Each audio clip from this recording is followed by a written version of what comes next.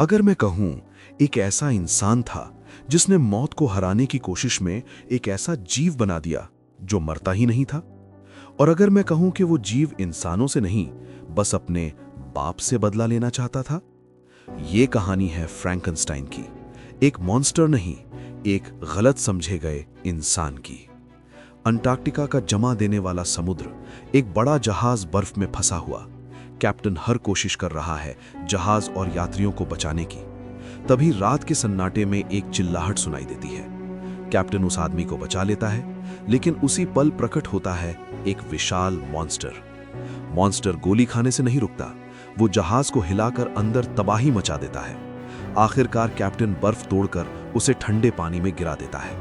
सबको लगता है मॉन्स्टर मर गया, लेकिन वो वापस लौटता है।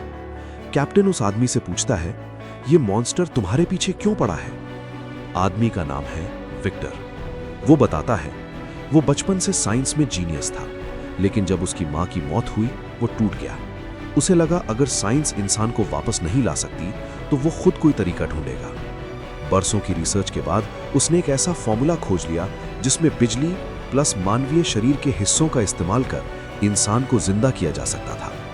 विक्टर इस खोज को दुनिया के सामने रखता है, पर लोग उसे भगवान को चुनौती देने वाला कहकर ठुकरा देते हैं। एक अमीर मरते हुए बिजनेसमैन ने उसे फंड किया, इस शर्त पर कि विक्टर उसकी भी उम्र बढ़ाएगा। विक्टर एक अलग थलग पड़े महल में लैब बनाता है। युद्ध के मैदानों से लाशों के अंग लाकर वो एक नया शरीर बनाता है। हड्डियां जोड़ता है, मांस सीता है, तारे डालता है, अलग अलग इंसानों के हिस्सों को जोड़कर एक नया जीव तैयार करता है। तूफान की रात, बिजली एंटेना पर गिरती है और दिल धड़कने लगता है। विक्टर का सपना पूरा हो गया, उसने इंसान को जिंदा कर दिया।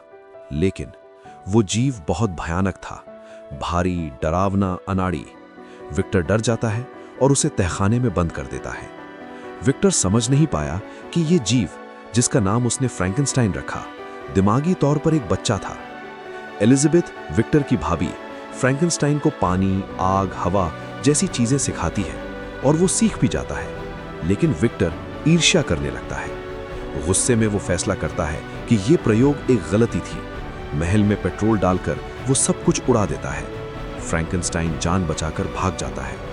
विक्टर घायल होकर बच जाता है। फ्रैंकनस्टाइन कई साल जंगलों में भटकता है। जानवर उससे डरते हैं, शिकारी उसे गोली मारते हैं। वो अकेला होता है पर मरता नहीं। एक दिन उसे एक परिवार मिलता है। वो छुपकर देखता है कि लोग कैसे रहते हैं, प्यार, आदर, रिश्ते। धीरे धीरे वो उनकी मदद करता है, लकड़ी लाना, खाना रखना। परिवार सोचता था कि ईश्वर मदद कर रहा है। बूढ़े दादाजी उसे अपना मान लेते हैं और उसे पढ़ना, बोलना, इंसानों जैसा व्यवहार सिखाते हैं। यही उसका पहला घर था। जब उसे अपनी पहचान मिलती है, वो दादाजी को बताने लौटता है, पर भेड़िए उन्हें मार चुके होते हैं। गुस्से में आए परिवार वाले फ्रैंकनस्टाइन को राक्षस समझकर शूट कर देते हैं, लेकिन वो बच जाता है और फैसला करता है विक्टर को ढूंढना होगा। फ्रैंकनस्टाइन विक्टर को एक पार्टी में पाता है। उसे देखकर टूट पड़ता है। तुम खुश कैसे हो सकते हो? तुमने मुझे दर्द दिया। विक्टर भी मानता है कि उसने गलती की, लेकिन गलती स्वीकार करने से पहले ही एलिजाबेथ फ्रैंकनस्टाइन की गोली खा लेती है। वो रोता है क्योंकि ये दूसरी इंसान थी जो उसे राक्षस नहीं समझती थी। विक्टर उसे दोष देता है। फ्रैंकनस्टाइन भाग जाता है। सालों तक दोनों एक दूसरे का पीछा करते रहते हैं। कई बार विक्टर उसे मारने की कोशिश करता है, पर हर बार वो दोबारा जिंदा हो जाता है। फ्रैंकनस्टाइन अब कहता है, या तो तुम मुझे मारो या मैं तुम्हें। विक्टर उसे डायनामाइट देता है। वो फटता है, पर फ्रैंकनस्टाइन नहीं मरता। अब उसने कसम खा ली, विक्टर को खत्म करेगा। मूवी फिर प्रेजेंट में आती है, जहां फ्रैंकनस्टाइन कैप्टन और विक्टर को अपनी पूरी कहानी सुना चुका है। विक्टर रोते हुए कहता है, मैंने तुम्हें कभी नहीं समझा, मुझे माफ कर दो।